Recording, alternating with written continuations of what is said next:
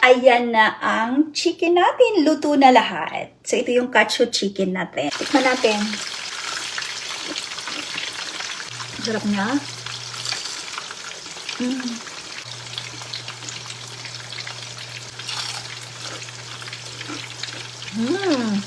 Ang ating cream of mushroom sauce.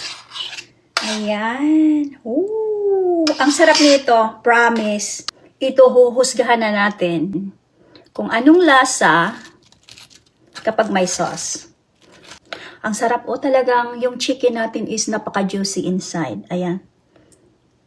Can you see it? Huhusgahan na natin kung masarap siya with sauce. Kasi yung chicken natin talagang kahit walang sauce, ang sarap na niya. Let's try